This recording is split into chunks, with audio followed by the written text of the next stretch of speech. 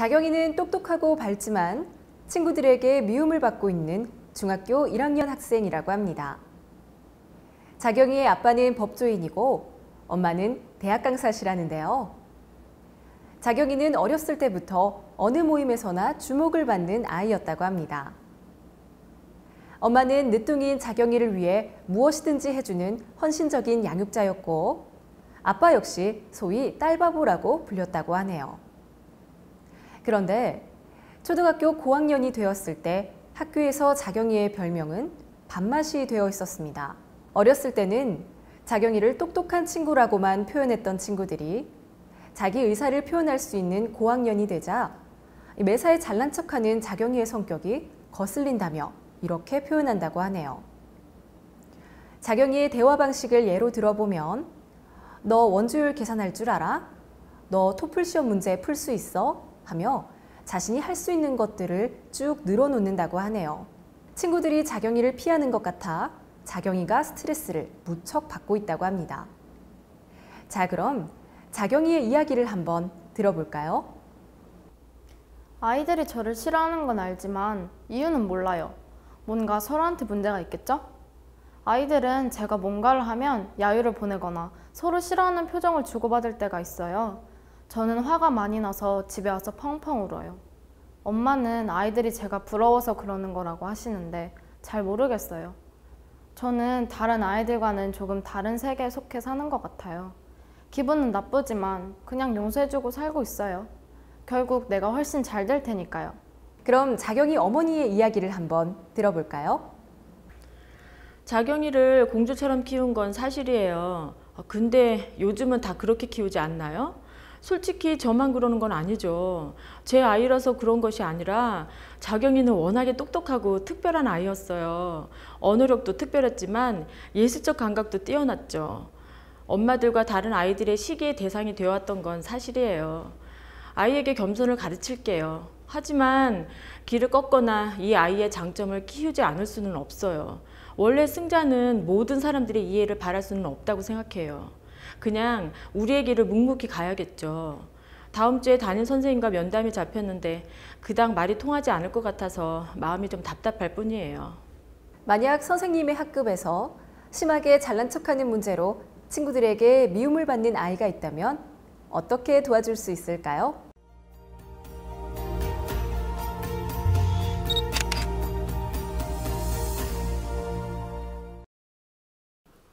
네, 현대인은 대부분 나르시스틱합니다.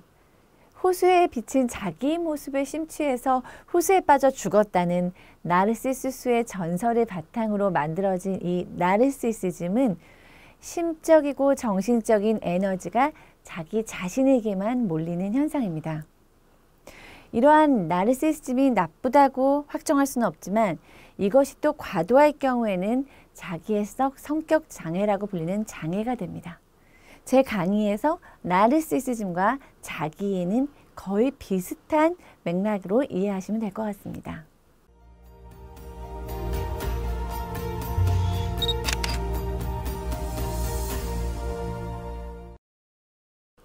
네, 자기애적 성격 장애를 지닌 사람은 자기가 너무나 중요하다고 믿습니다. 그래서 아주 특별 대우를 기대합니다. 그런데 자존심이 아주 불안정하고 내가 나를 어떻게 생각하느냐는 전혀 아니고 남들이 나를 얼마나 좋게 보고 있는지에 대해서 항상 집착되어 있습니다. 그리고 타인으로 하여금 계속적인 관심과 칭찬을 할 수 있도록 그걸 요구합니다. 이 자기애적 성격 장애를 가지고 있는 분들은 사소한 일에도 쉽게 분노, 패배감, 열등감, 모욕감을 느끼고 또 우울한 기분에도 빠져듭니다. 이들은 재밌게도 굉장히 좀 독특하거나 매력적인 경우도 많습니다. 그래서 연극이나 예술, 운동 또는 학문적인 탁월성에 집착되어 있는 전문 직업인에서 더 흔히 찾아볼 수 있다고 합니다. 그러나 이 재능에 또 집착되어 있는 것만큼 스스로 열등감이나 무력감이나 무가치함으로 고통을 받고 있습니다. 재밌는 것이죠. 자기의 자신이 가장 중요하다고 생각하고 항상 집중을 받고 싶지만 사실은 또 열등감에 빠져 있는 상황이니까요. 자기 능력에 대해서 비현실적으로 평가해서 지나친 재물, 권력, 아름다움 또는 이상적 사랑을 원하기도 하고요. 또 존경과 관심이 되고자 끊임없이 애를 쓰면서 내부의 충실이 아닌 표면에 나타나는 모습만을 중요시합니다. 이 사람들은 친구 관계에도 당연히 문제가 생길 수밖에 없습니다.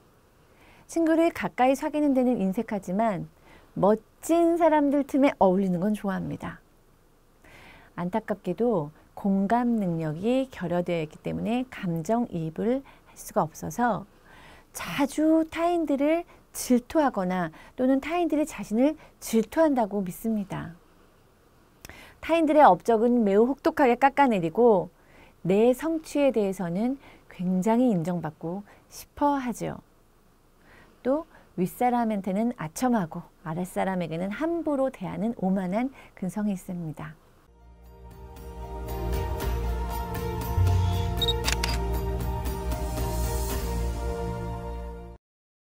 제가 지금 얘기 드리는 9가지 기준 중에서 내가 5개 이상이 맞는다. 그러면 내가 혹시 아니면 우리 반의 저 아이가 혹시 내가 아는 사람이 자기애적 성격 장애의 증상을 가지고 있진 않은가 생각해 보시면 될 것 같습니다. 1번은 자신의 중요성에 대한 과대망상적인 느낌을 갖는 것입니다. 이것은 무엇이냐면요. 자기의 성취나 재능이 대단하지 않고 합당한 성취가 없음에도 불구하고 내 자신이 굉장히 우월한 사람으로 인식되기를 늘 기대하고 있다. 끝없는 성공, 권력, 훌륭한 미, 이상적 사랑 이런 것에 집착되어 있다. 내 자신이 특별하고 독특하고 또 나는 특별하고 높은 지위의 사람들이나 또 독특한 기관에 의해서만 이해될 수 있는 존재다라고 믿는다. 타인으로부터 지나친 존경을 받고 싶어 한다. 그리고 아주 특별한 대우를 받고 싶어 한다. 불합리한 기대를 갖는다. 그리고 대인관계가 착취적이다. 즉 자신의 목적을 위해서 타인들을 이용한다. 나는 공감이 결핍돼 있다. 즉 타인들이 어떻게 느끼는지 인식하거나 알아보려 하지 않고 또 알 수도 없다. 타인들을 항상 내가 질투하고 있거나 또는 다른 사람들이 나를 질투하고 있다고 믿는다. 거만하고 도도한 행동이나 태도를 늘 취한다. 입니다. 좀 독특한 진단 사항인데요. 여기서 5개 이상이 내 모습이 그런데 혹은 내가 아는 사람 모습이 그런데 그렇다면 내가 굉장히 좀 나르시시스틱하구나. 자기애적 성격을 가지고 있구나 라고 생각해 볼 수 있겠습니다.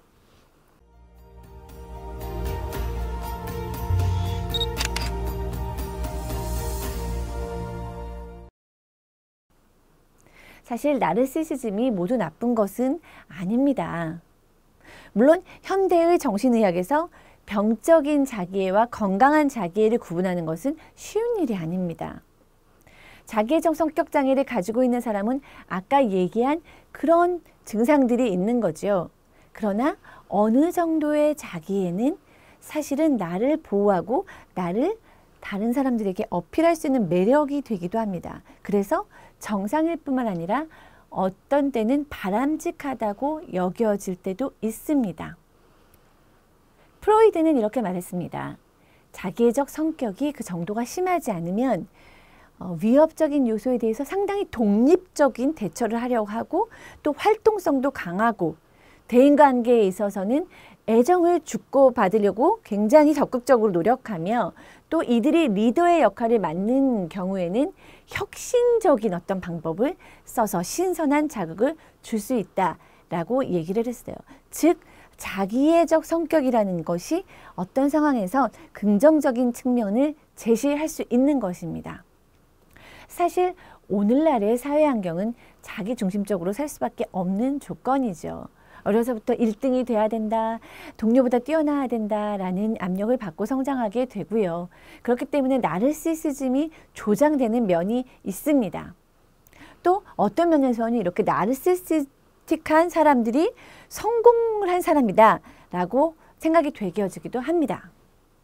결국에는 어떤 사람에게는 자기애적 성격이 정상적이고 때로는 매력적이기도 하지만 다른 사람에게는 또 이것이 병적이고 아주 심각할 수 있다라고 얘기할 수 있겠습니다. 병리적 형태의 자기애는 그렇지만 다른 사람을 사랑할 수 없기 때문에 또 공감할 수도 없고 진실하고 지속적인 관심을 가질 수도 없기 때문에 사실은 대인관계 갈등이 굉장히 많이 일어나고 이것이 가장 심각한 문제가 됩니다. 자기애성 내담자는 또 타인의 기분을 전혀 고려하지 못하고 자신의 욕구에 의해서만 타인에게 접근하기 때문에 타인들로부터 거부를 당하기도 합니다. 이 병리적인 자기애와 건강한 자기애에 대해서 우리가 좀 정확하게 알 필요가 있는데요. 아까 맨 처음에 말씀드린 자기애적 성격 장애의 증상은 당연히 병리적인 자기애라고 할 수 있겠습니다.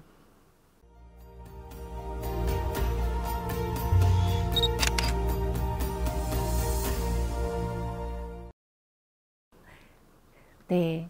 아까도 말씀드렸듯이 건강한 자기애는 매력이 될 수도 있고 진취적인 성격이 될 수도 있고 또 리더십으로 발휘될 수도 있겠지만요. 저희가 그 전에 알아본 진단 기준에 맞거나 다인관계가 착취적이거나 이런 병리적인 자기애는 사실 병으로 볼 수 있습니다. 왜냐하면 최고가 되거나 관심의 초점이 되지 않으면 그들에게 모든 활동은 추구할 가치도 없어지고 또 성공이나 성취에 대해서 남들에게 관심을 받는 한 만족감이지만 조금이라도 받지 못하면 그 성취 자체는 아무 의미도 없어지기 때문에 이들은 새로운 목표를 세우지도 않고 그렇기 때문에 자신의 삶은 굉장히 우울해지고 대인관계는 파괴됩니다. 사회의 가치와 규칙의 무시, 실패를 피하기 위해서는 이 사람들은 또 분노, 경로가 일어날 수 있기 때문에 이런 경로로 인한 범죄들도 병리적 자기애의 한 요소로 간주하게 됩니다.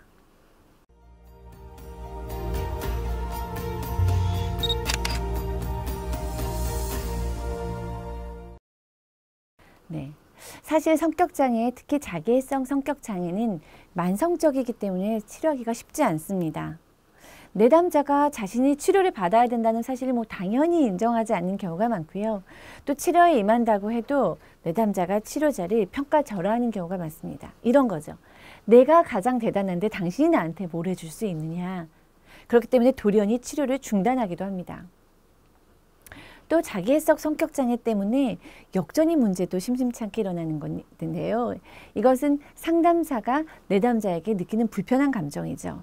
그렇기 때문에 상담사의 역전의 문제 때문에도 이 치료가 어려워지고는 합니다.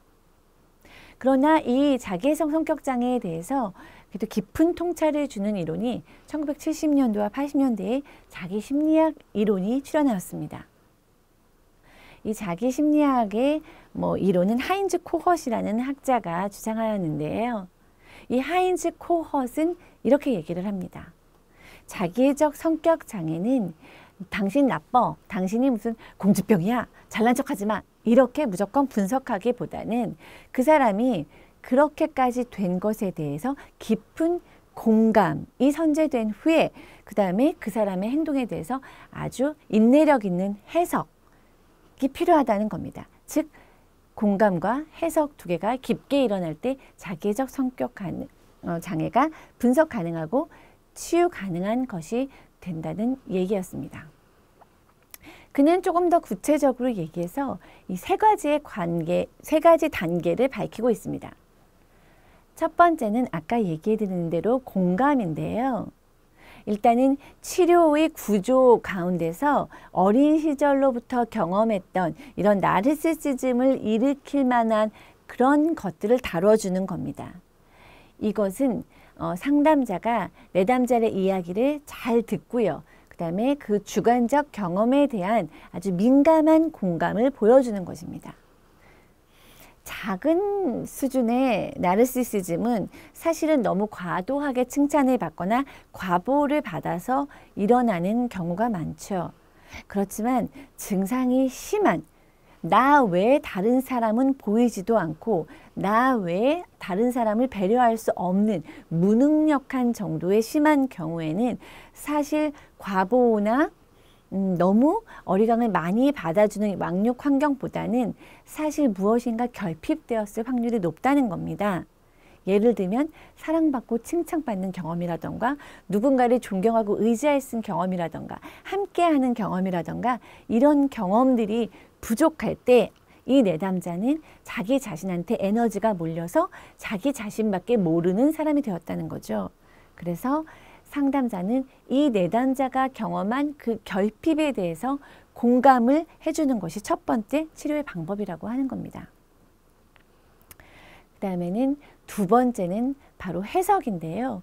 계속해서 공감만 주면 이것이 이해가 돼서 결핍된 부분이 채워질 수는 있는데 이 내담자는 성장할 수가 없게 됩니다.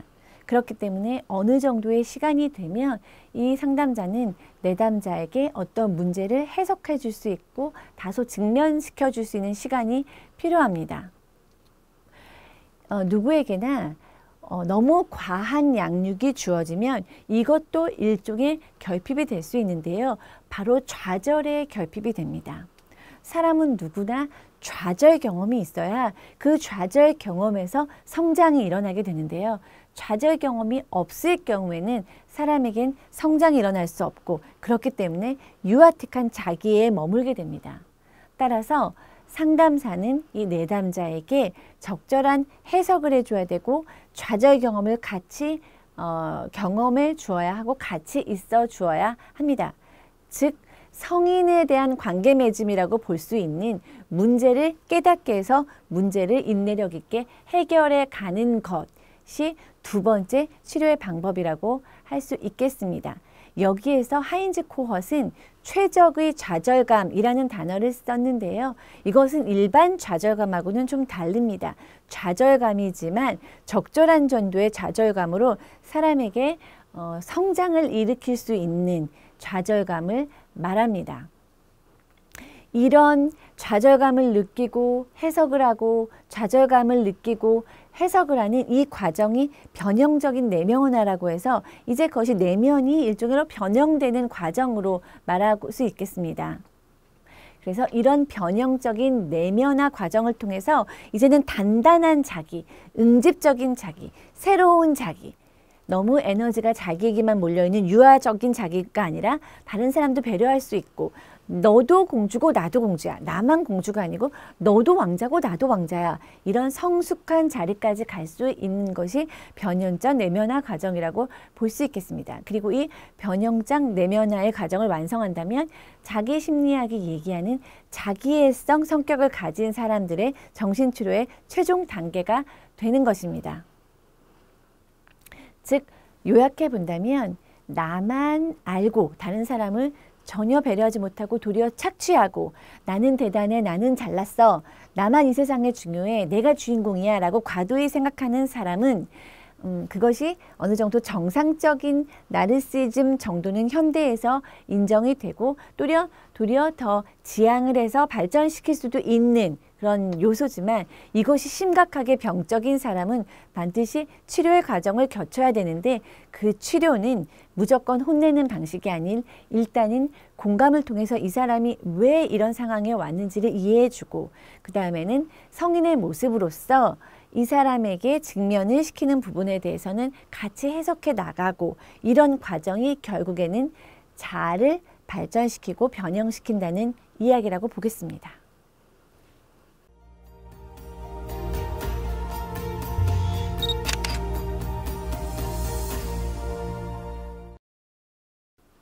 일단 자경이에 대한 정확한 이해가 필요합니다. 자경이를 그냥 보시는 분들은 너무나 좋은 환경에서 부유한 환경에서 자랐다고 생각을 할 수 있으실 거예요.